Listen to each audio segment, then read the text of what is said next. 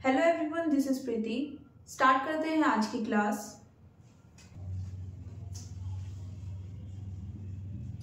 तो हमारे पास first question क्या है।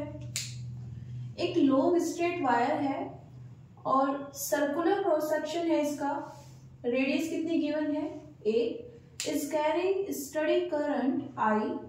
The current I is uniformly distributed across the cross section. Find the magnetic field when two cases हमें given है यहाँ पर। फर्स्ट केस क्या है, R is greater than A. A इन्होंने क्या बोला है, रेडियस। देखो यहाँ पर एक हमारे पास लॉन्ग स्ट्रेट वायर है। जब भी हमारे पास लॉन्ग वर्ड लिखा हुआ आता है मीन्स वो बोल रहे हैं कि यहाँ पर हमारे पास एक इनफाइनाइट वायर है। ओके, अब नॉर्मली जब हम वायर ड्रॉ करते हैं तो ये हो गया हमारे पास लॉन्ग स्ट्रेट वायर। ओके, इन्होंने बोला है कि इसके पास सर्कुलर क्रॉस सेक्शन है। अब ये भी नॉर्मल है, हम जितना चाहे थिन एक वायर कंसीडर कर ले, क्रॉस सेक्शन तो क्या होगा, सर्कुलर ही होगा। ओके, लेकिन इन्होंने बोला है कि हमें वो कंडीशन चाहिए जिसमें R is greater than A। A इन्होंने दे दी है रेडियस, मतलब यहाँ पर जो क्रॉस सेक्शन है उसमें जो आप रेडियस ड्रॉ करते हो वो नेग्लिजिबल नहीं है। ये एक थिक वायर की बात कर रहे हैं। ये हमारे पास एक वायर है, लॉन्ग है,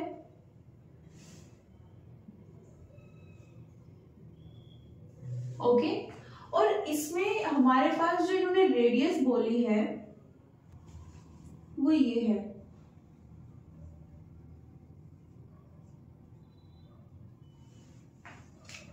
ओके, ये इतना थिक हमारे पास एक वायर है, ये इसका क्रॉस सेक्शन और यहाँ पर ये इसकी रेडियस। अब क्योंकि मैंने इस तरह से क्रॉस सेक्शन बनाया है तो आप समझ ही गए होंगे कि हम इसे कहां से देख रहे हैं, साइड से। ओके, इन्होंने क्या बोला है, हमें मैग्नेटिक फील्ड चाहिए। कहां पर, एक पॉइंट है जिसकी डिस्टेंस कितनी है, R, और ये R डिस्टेंस रेडियस से ज्यादा है ना। मान लेते हैं कि हमारे पास यहां पर एक P पॉइंट है। ओके, देखो ऐसा फिक्स नहीं है कि हमें यहीं पर लेना है, हम ऊपर नीचे भी ले सकते हैं। बेसिकली पहले हमें अपने पॉइंट फिक्स करना है, हम कहाँ पर ले रहे हैं। ओके, और इसकी पोजीशन से फर्क पड़ेगा नहीं कैलकुलेशन पर, क्योंकि ये कैसा वायर है, एक लॉन्ग वायर है। लॉन्ग मतलब एक इनफाइनाइट वायर है। ओके, जहां पर हम ये पॉइंट लेंगे वहीं पर एक क्रॉस सेक्शन ड्रॉ कर लेंगे। ओके, क्यों, जिससे हम रेडियस को डायरेक्टली कंपेयर कर सके, किससे, इस R डिस्टेंस से। अब ये R डिस्टेंस कौन सी है, ये है हमारे पास R डिस्टेंस। ओके, जब हम किसी वायर के कारण किसी R डिस्टेंस पर मैग्नेटिक फील्ड निकालते हैं, ये डेरिवेशन हमने किसमें किया था, एम्पियर सर्कुलर लॉ की हेल्प से। हमने एक एप्लीकेशन की थी, उसमें हमारे पास एक स्ट्रेट वायर था, इनफाइनाइट था, और उस वायर से R डिस्टेंस पर हमने एक P पॉइंट कंसीडर किया था और वहां पर मैग्नेटिक फील्ड निकाली थी। अब जब हम एम्पियर सर्कुलर लॉ को यूज करते हैं तो हम वहां पर एक सर्कुलर लूप बनाते हैं, है ना, क्लोज्ड सर्कुलर लूप। अब यहाँ पर ये सर्कुलर लूप उस पर्टिकुलर पॉइंट P से पास होना चाहिए, तो यहाँ पर भी ड्रॉ करेंगे। हमें इस P पॉइंट पर क्या चाहिए, मैग्नेटिक फील्ड, किसके कारण, इसके कारण, है ना। तो हम इसके अराउंड, इस वायर के अराउंड एक सर्कुलर लूप ड्रॉ करेंगे। ये हमारे पास एक सर्कुलर लूप आ गया है और इसकी रेडियस कितनी है, R। ओके, अब यहां पर आप एक बार इस तरह से देख लीजिए,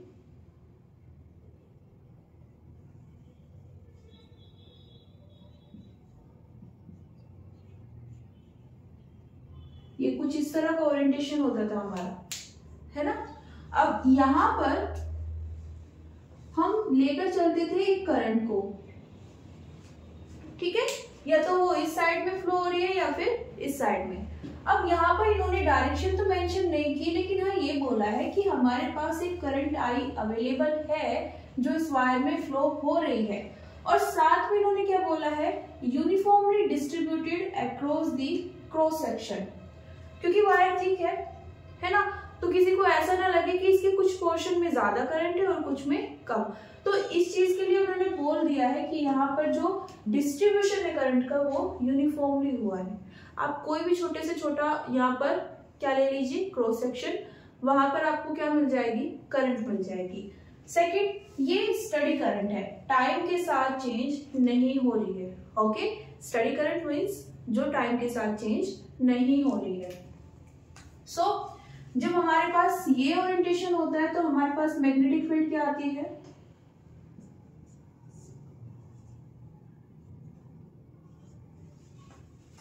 डेराइव कर चुके हैं, है ना, डेरिवेशन इसीलिए करते हैं कि फिर से हमें वो चीजें रिपीट ना करनी पड़े।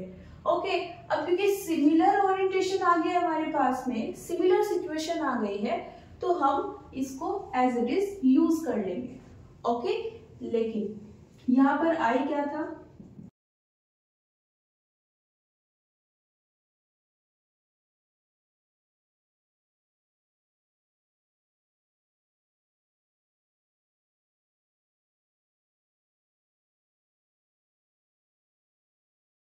ये आई वो इनक्लोज्ड करंट थी जिसको इस सर्कुलर लूप ने इनक्लोज किया हुआ था, है ना, बाउंड किया हुआ था।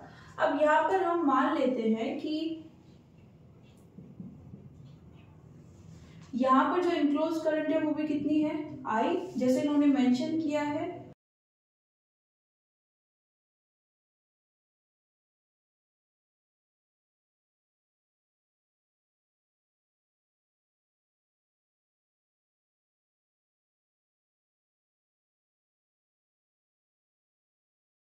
कौन सी रेडियस ले रहे हैं हम यहाँ पर, इस बड़े वाले सर्कल की, है ना, जो यहाँ पर एग्जिस्ट कर रहा था। ओके, इस वाले को भूल जाओ, अंदर वाले को। ओके, तो यहाँ पर बेसिकली क्या हो रहा है, हम मान लेते हैं कि करंट इस डायरेक्शन में फ्लो हो रही है, और क्योंकि करंट यूनिफॉर्मली डिस्ट्रीब्यूटेड है, पूरे वायर में सेम डायरेक्शन में फ्लो हो रही है, सेम अमाउंट में, तो इसके अकॉर्डिंग यहाँ पर जो मैग्नेटिक फील्ड आ जाएगी वो क्या होगी,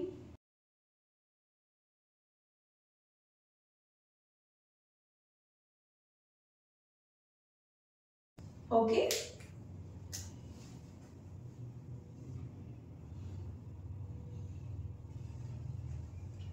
ये कब है, इस सिचुएशन के लिए। ओके, अब यहाँ पर देखो म्यू नोट बाय 2 पाई एक कांस्टेंट होता है, आई यहाँ पर फिक्स है, तो हम यहाँ पर डिपेंडेंसी भी निकाल सकते हैं। आप आर को इंक्रीज करोगे तो मैग्नेटिक फील्ड डिक्रीज हो जाएगी। ओके, मतलब इस जो ये वायर है जिसमें करंट फ्लो हो रही है, जो यहाँ पर एक सोर्स का काम कर रहा है, ओके, मैग्नेटिक फील्ड के लिए, आप इससे दूर जाओगे आर इंक्रीज होगा लेकिन मैग्नेटिक फील्ड कम हो जाएगी। ओके, इसको नोट कर लीजिए, उसके बाद करते हैं अपना सेकंड पार्ट।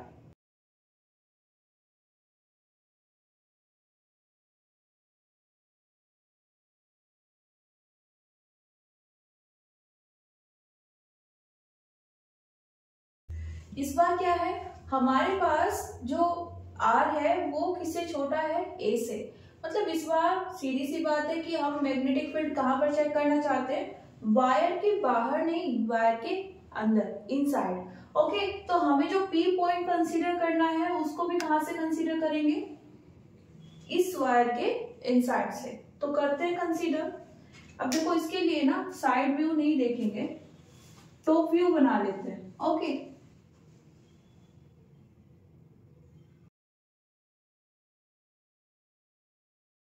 तो ये हमने क्या बना लिया है, टॉप व्यू। अब इसमें जो इसकी रेडियस है ए, वो है हमारे पास ये वाली। ओके, नेक्स्ट क्या चाहिए, इस बार हमें इनसाइड में कोई पॉइंट लेना था, तो हमने एक पॉइंट लिया है यहाँ पर और इसी पॉइंट से पास होने वाला एक सर्कुलर लूप अगेन ड्रॉ कर लिया है। ओके, और इसकी रेडियस कितनी है,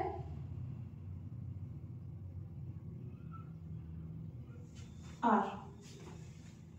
ओके, इस बार ये कहां पर है, इसके इनसाइड में। ओके, तो यहां पर बात कर लेते हैं इनक्लोज करंट की। क्या इनक्लोज करंट सेम रहेगी? पहले हम क्या बात कर रहे थे, जो हमारे पास सर्कुलर लूप था, बड़े वाला लूप हमने ड्रॉ किया था, वो इसके चारों ओर था, इसके अराउंड था। ये जो वायर है, ओके, अब इसके बाहर हम कोई भी पॉइंट ले ले और उससे क्या करें, सर्कुलर लूप ड्रॉ करें, तो यहाँ पर इस वायर में जितनी भी करंट फ्लो हो रही है वो पूरी बाउंडेड है। किससे? ये जो बाहर हमने सर्कुलर लूप बनाया है। इस बार हमने क्या किया है, वो सर्कुलर लूप वायर के इनसाइड में ड्रॉ किया है। ये जो डॉटेड सर्कुलर लूप है, हम इसकी बात कर रहे हैं। ओके, करंट तो इसमें पूरे में फ्लो हो रही है ना। ओके, हमने सिर्फ किसकी बात की है, जो इतना पोर्शन है। ओके, हमें इस बार कहां पर करंट चाहिए, जो सिर्फ इतना पोर्शन है, हमें इसमें करंट लेनी है, वही हमारी क्या होगी, इनक्लोज्ड करंट। ओके, तो हमें क्या फाइंड करना पड़ेगा, इस बार ये I के इक्वल नहीं है, हमें फाइंड करना पड़ेगा कि इसके इनसाइड में कितनी करंट है। अच्छा, इस पूरे जो बड़े वाला सर्कल है, इसने कितनी करंट को इनक्लोज किया हुआ है, ये तो हम बता सकते हैं। ऑफ कोर्स इसने तो सेम करंट को इनक्लोज किया है ना, ये तो हमने पूरा पोर्शन लिया है ना। अब हम इसकी बात करें, फुल रेडियस है ना, तो इसका जब हम क्रॉस सेक्शन लेंगे, वहां पर तो यूनिफॉर्मली डिस्ट्रीब्यूटेड है ये करंट, है ना, और हमने पूरे को बाउंड कर लिया है, तो इसमें तो सेम करंट रहेगी। लेकिन इसके अंदर हम छोटा सा पोर्शन लें, छोटा सा क्रॉस सेक्शन लें, उसमें सेम करंट नहीं होगी। तो कैसे फाइंड करें इसको?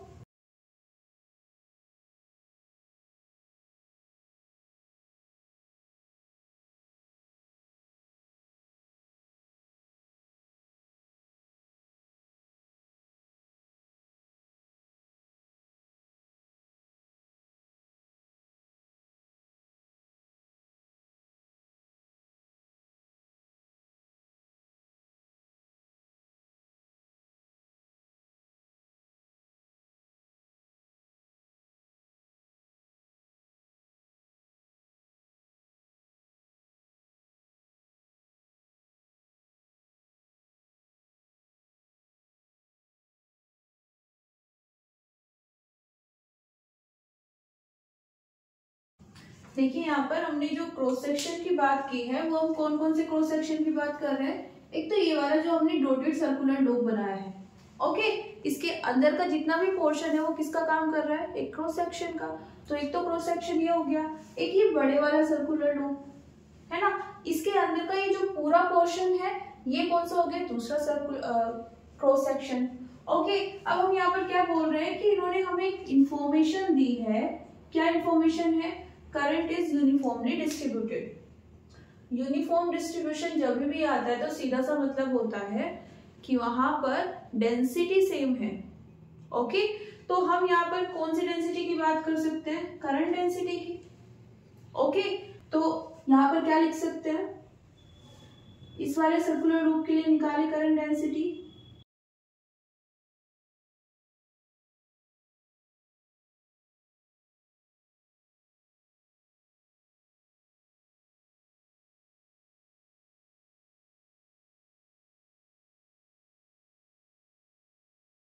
ओके, अब यहाँ पर हमने एरिया क्यों लिया, वॉल्यूम क्यों नहीं, है ना। जैसे हम मास डेंसिटी निकालते हैं, उसमें हम क्या लेते हैं, mass divided by volume.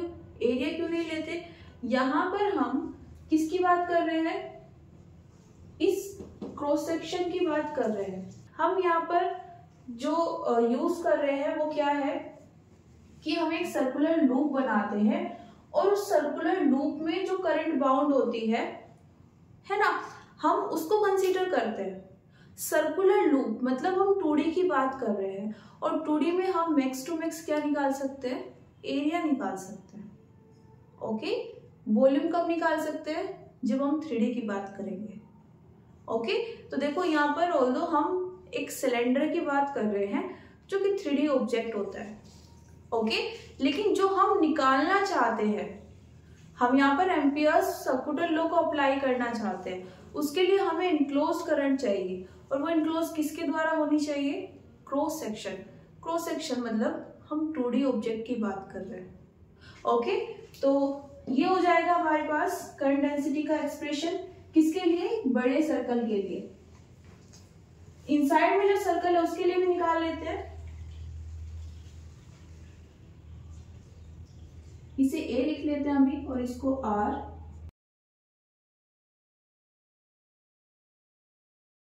Okay, ये आ जाएगा। इसके अकॉर्डिंग हम क्या लिख सकते हैं,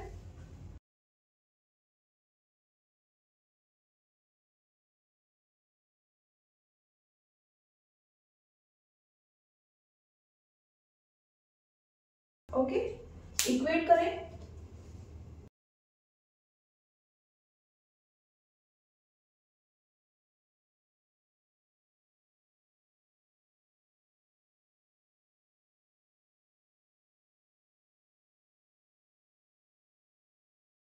हमें यहां से किसकी वैल्यू चाहिए, आई ई की वैल्यू चाहिए।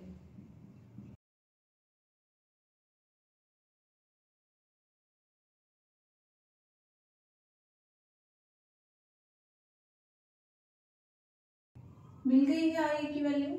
ओके, सो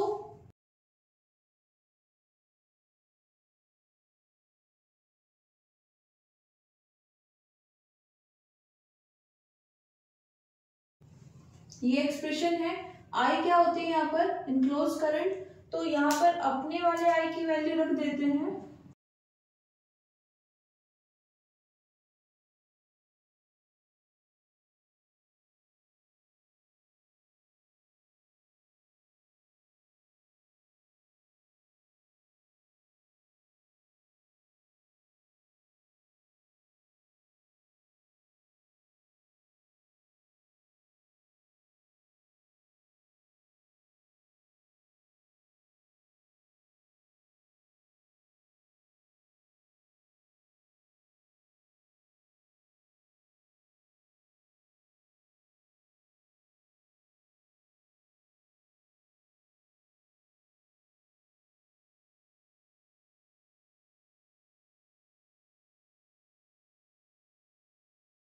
अब देखो यहाँ पर अगर हम बात करें डिपेंडेंसी की, म्यू नॉट कांस्टेंट है, आई करंट भी सेम रहने वाली है क्योंकि हम क्रॉस सेक्शन की बात कर रहे हैं। नेक्स्ट 2 पाई अगेन कांस्टेंट है, ए सेम वायर है, सेम क्रॉस सेक्शन है, तो ए भी सेम रहेगा। आर आर डिक्रीज या इंक्रीज हो सकती है ना, हो सकता है कि हम नेक्स्ट टाइम क्या करें, इसके थोड़ा और पास में आ जाए सेंटर के, है ना, इस रेडियस की वैल्यू थोड़ा और कम कंसीडर करें या फिर थोड़ा ज्यादा करें, लेकिन इसके इनसाइड में। ओके, तो यहां पर ये तो पूरा कांस्टेंट है, तो ये किस पर डिपेंड कर रही है, आर पर।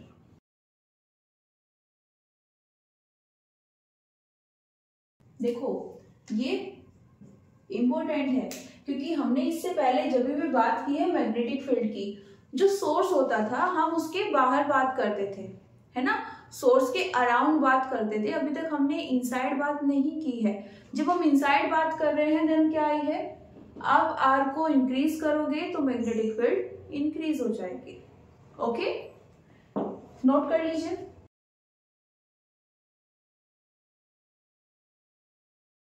केस 1 से हमारे पास क्या आया है, B is directly proportional to, sorry inversely proportional to R, और सेकंड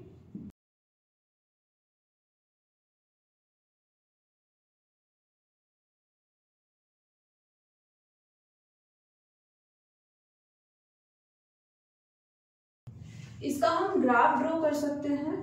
कैसे?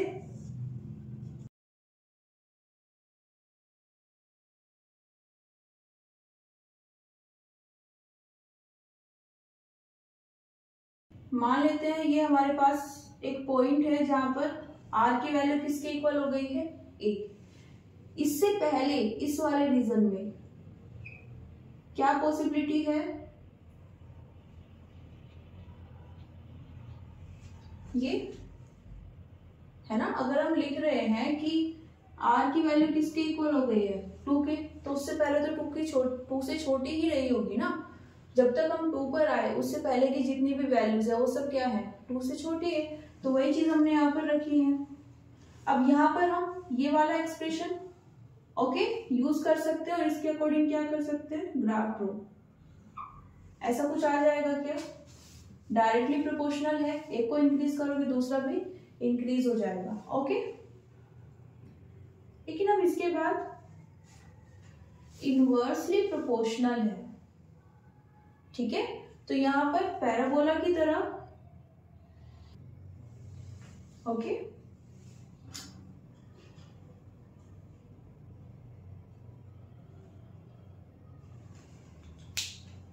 इस रीजन में हम किसकी बात कर रहे हैं? बी।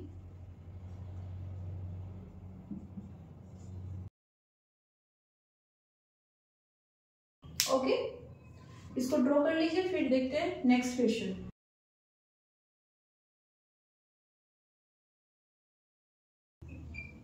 देखो नेक्स्ट क्वेश्चन में क्या करना है, हमारे पास एक इक्विलैटरल ट्रायंगल है PQR और ये एक करंट कैरी करता है I। डायग्राम में रिप्रेजेंट किया गया है इसकी डायरेक्शन को। ओके, साथ में हमें क्या मेंशन किया गया है कि यहाँ पर जो ये ट्रायंगल है इसकी एजेस कितनी लेंथ की है? L है ना, इक्विलैटरल है तो सेम लेंथ है। साथ में क्या गिवन है? A uniform magnetic field B exists in a direction parallel to QR। QR ये डायरेक्शन है, तो इसके पैरेलल डायरेक्शन में हमारे पास क्या है? Magnetic field. ओके, फाइंड क्या करना है? Forces acting on the 3 wires PQ, QR, RP separately. Okay, तो स्टार्ट करते हैं 1 बाय 1।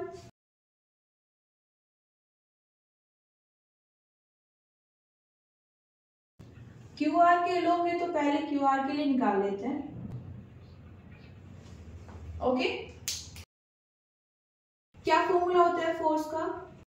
जब हमारे पास करंट होती है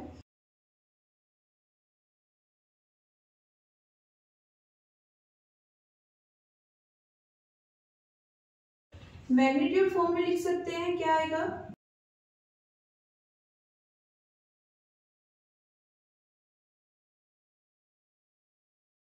थीटा क्या होता है? Angle between B and L. और एल की कौन सी डायरेक्शन हम लेते हैं? जिसमें करंट फ्लो हो रही है।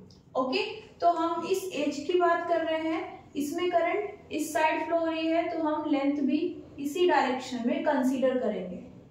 सेकंड, मैग्नेटिक फील्ड कहाँ है? वो भी इसी डायरेक्शन है। मीन्स दोनों पैरेलल हो जाती है क्या?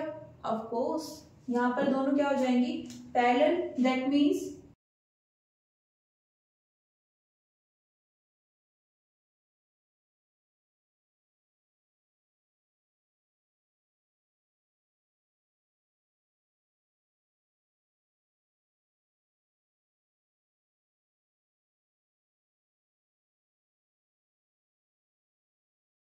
पुट करते हैं यहाँ पर।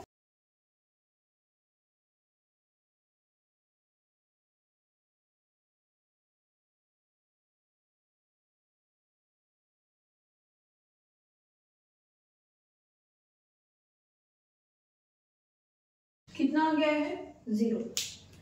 नेमिंग कर लेते हैं।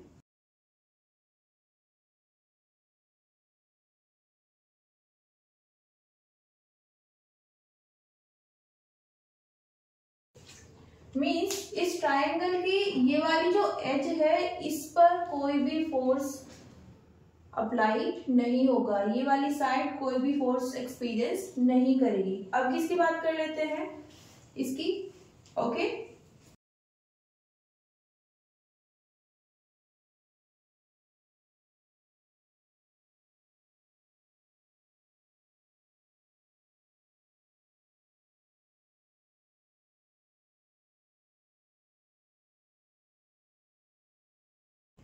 बता सकते हो यहाँ पर डायरेक्शन क्या है, सॉरी यहाँ पर थीटा क्या होगा।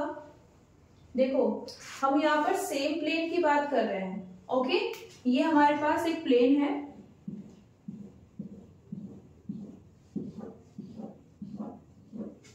ओके, और इसमें ये डायरेक्शन किसकी है, मैग्नेटिक फील्ड की, और ये डायरेक्शन किसकी है, करंट की। मतलब हम लेंथ भी इसी डायरेक्शन में लेंगे, और हमें क्या चाहिए,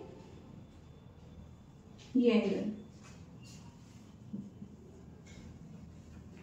ओके, अब लेकिन ये एंगल आएगा कैसे,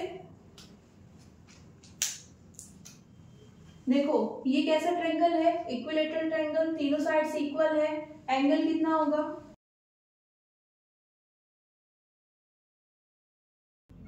60, ये भी कितना हो जाएगा 60, और ये भी कितना हो जाएगा 60। ओके, ओके, इसकी बात कर रहे हैं, तो ये वाला एंगल कितना होगा,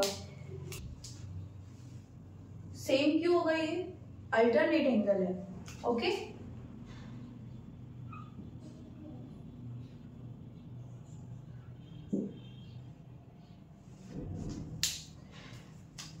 अब देखो ये वाला एंगल तो कितना हो गया 60, ये पूरा कितना होना चाहिए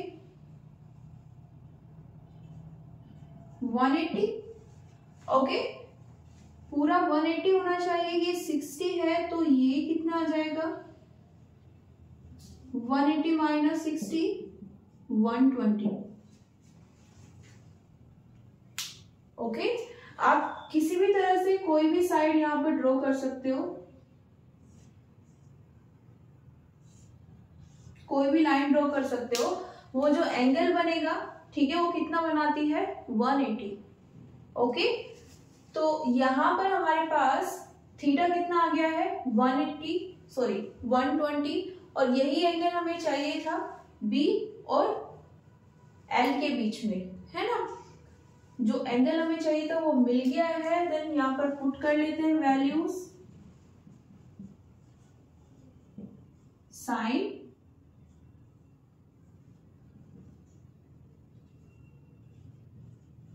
120। ओके,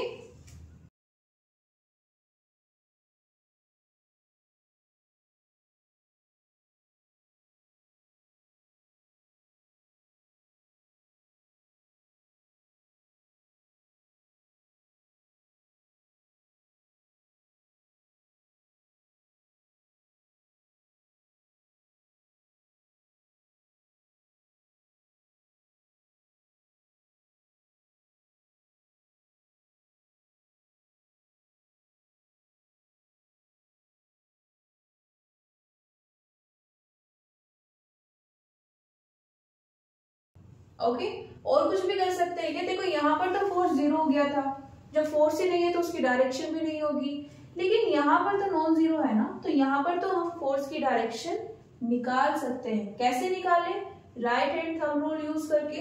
ओके, ये क्या डिनोट करती है एल या फिर करंट, और ये क्या डिनोट करती है बी, और ये क्या बताएगा हमें डायरेक्शन ऑफ फोर्स।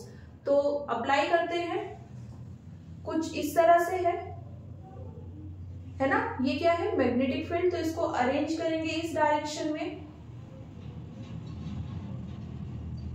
ठीक है, और ये क्या हो जाएगी डायरेक्शन ऑफ करंट, तो इनटू दी प्लेन हमारे पास क्या आएगा फोर्स, इनटू दी प्लेन। तो यहां पर क्या लिख सकते हैं फोर्स डायरेक्शन,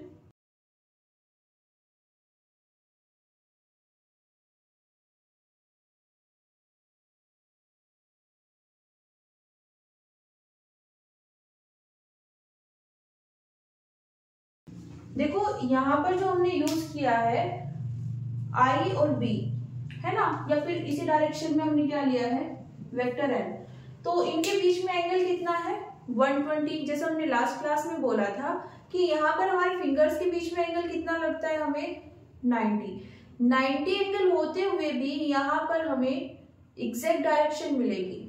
ओके, फिर चाहे ये एंगल 90 है, 90 से कम है या फिर 90 से ज्यादा, बस हमें अप्रोक्सीमेटली एग्जैक्ट डायरेक्शन में हमें रखना है। बस हमें क्या करना है, इसके अकॉर्डिंग इसको पुट करना है। ये पुटिंग करेक्ट होनी चाहिए, मैग्नेटिक फील्ड की डायरेक्शन में, करंट की डायरेक्शन में, और ये फोर्स। ओके, क्योंकि ये हमेशा जो फोर्स होता है वो दोनों के परपेंडिकुलर प्लेन में होता है। ओके, यहाँ पर आप अगर इसको क्या मान लेते हो, ये डायरेक्शन आई, ये डायरेक्शन जे, तो इनटू द प्लेन क्या हो जाएगा के, लेकिन कैसा माइनस, और बाहर प्लस के, है ना, ये आई ये जे, तो बाहर क्या होगा प्लस के, और अगर इनसाइड देखेंगे तो क्या होगा माइनस के, है ना।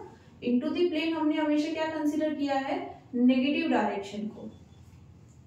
ओके, नोट कर लीजिए, फिर देखते हैं अपना थर्ड पार्ट।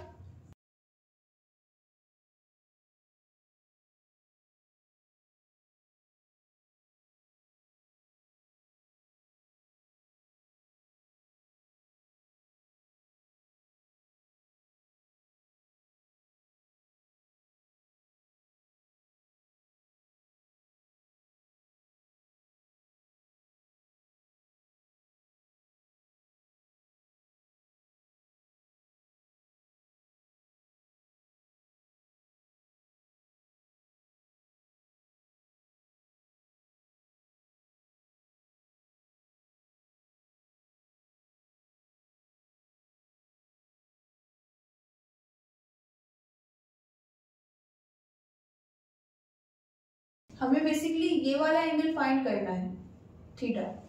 ओके, ये कितना होता है 60। इसको थोड़ा सा ऊपर एक्सटेंड करें अगर, तो ये भी कितना आ जाएगा 60, लेकिन कैसे,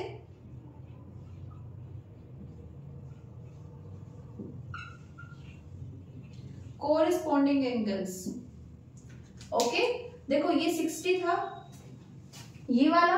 ओके, हमने यहाँ पर क्या किया, एक लाइन इस तरह से, ठीक है, इसके पैरेलल ड्रॉ की है, तो यहाँ पर जो एंगल बनेगा ये वाला, ये जो पैरेलल लाइन है इसके पास जो एंगल बनेगा वो कैसा होगा, कोरिस्पॉन्डिंग है तो इक्वल हो जाएगा।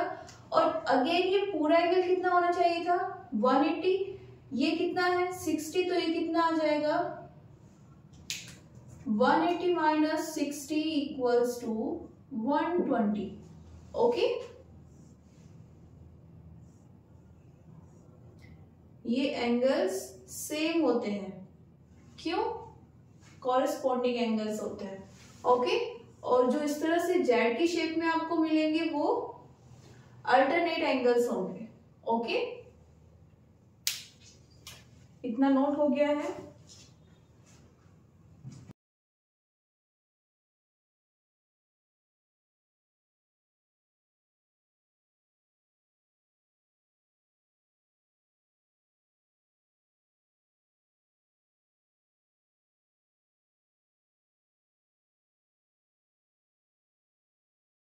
ये हो जाती है इसकी मैग्नीट्यूड वैल्यू।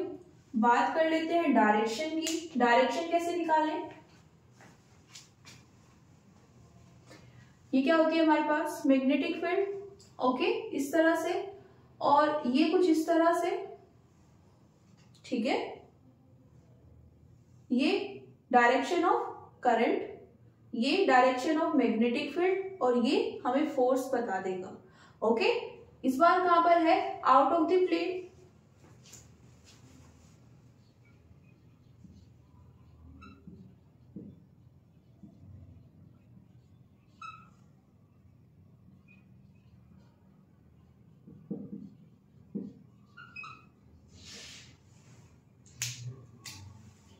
देखो हम यहाँ पर परपेंडिकुलर क्यों लिख रहे हैं बार बार, है ना, क्योंकि यहाँ पर जो दो डायरेक्शंस हम ले चुके हैं, जो हमारा रिजल्टेंट है वो उनके परपेंडिकुलर डायरेक्शन में आएगा। ओके, हमने देखा था ना ये चीज।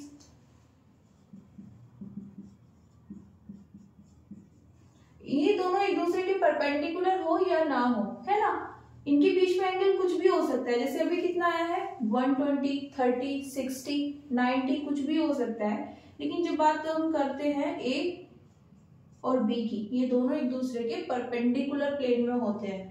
और सिमिलरली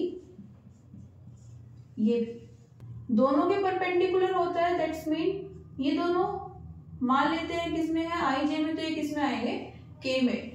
अगर ये जे और ये के में है, दैट्स मीन ये किसमें आएगा, आई में। ओके,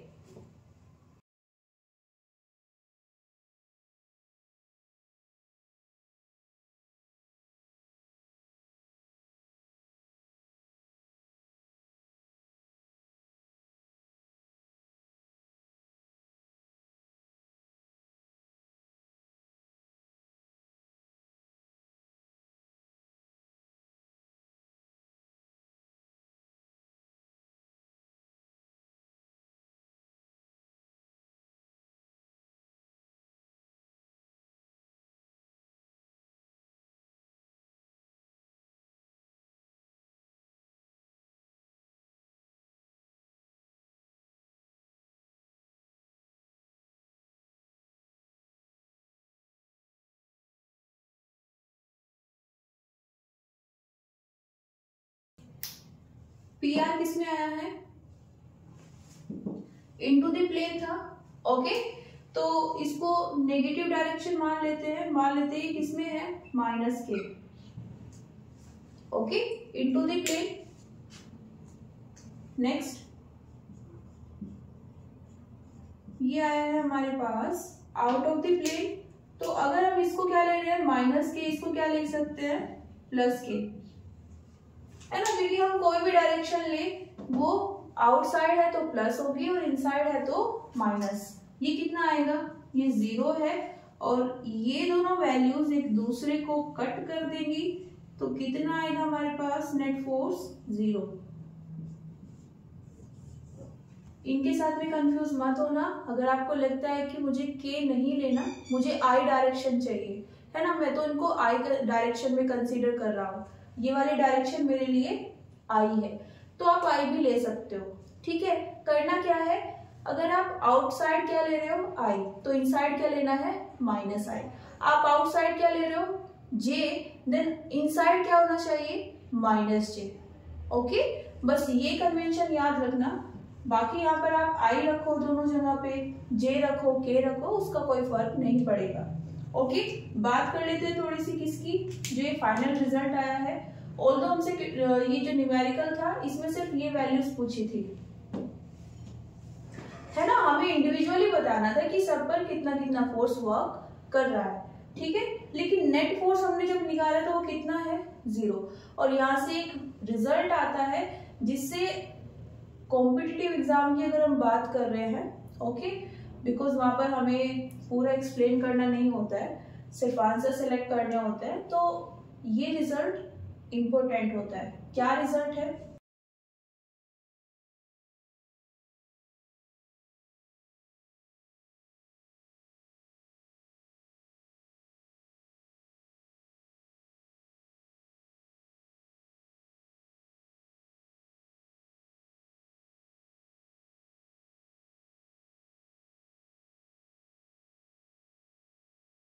तो ये हमारे पास रिजल्ट है।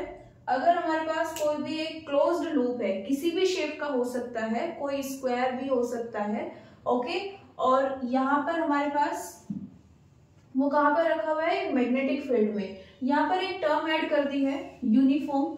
अगर आपको वहां पर यूनिफॉर्म, नॉन यूनिफॉर्म कुछ भी यूज नहीं किया गया है एक्सप्लेन करने के लिए क्वेश्चन को, तो आप वहां पर कैसा कंसीडर करोगे, uniform magnetic field.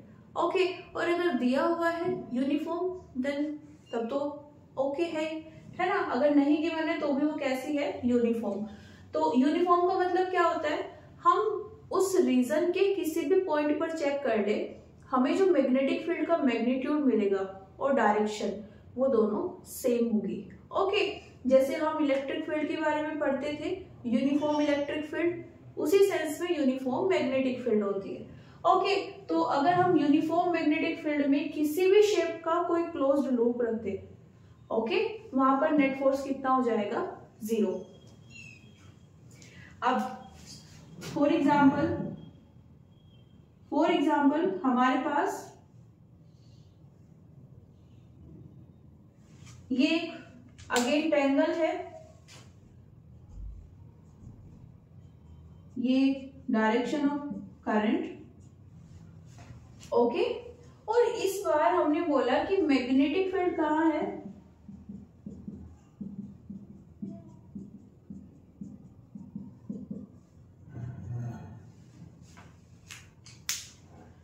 Perpendicularly into the plane.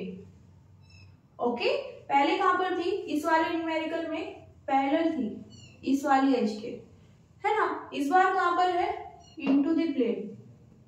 Okay, तो क्या हमें ये पूरा स्टेप बाय स्टेप सोल्व करने की जरूरत है, नहीं है। डायरेक्शन चाहे जिस भी डायरेक्शन,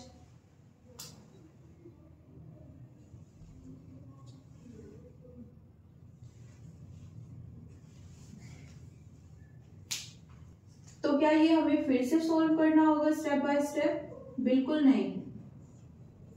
मैग्नेटिक फील्ड किसी भी डायरेक्शन में आए वो यूनिफॉर्म होनी चाहिए, और उसमें हम जिसकी बात कर रहे हैं वो एक क्लोज्ड लूप होना चाहिए। ओके, वहां पर मैग्नेटिक फोर्स कितना हो जाएगा, 0। ओके, नोट कर लीजिए इसको। देखो, इसको आप सोल्व करने जाओगे ना तो ये काफी लेंदी हो जाएगा, है ना। यहाँ पर जो फोर्सेस की डायरेक्शन आएगी वो कुछ इस तरह से आएगी,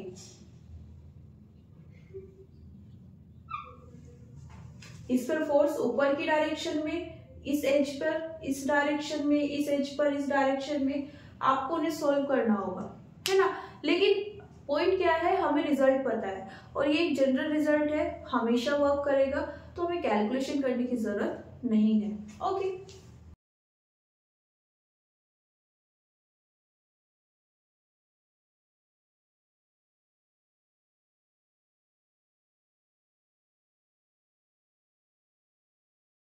सो आज के लिए इतना ही। Thank you everyone, see you soon.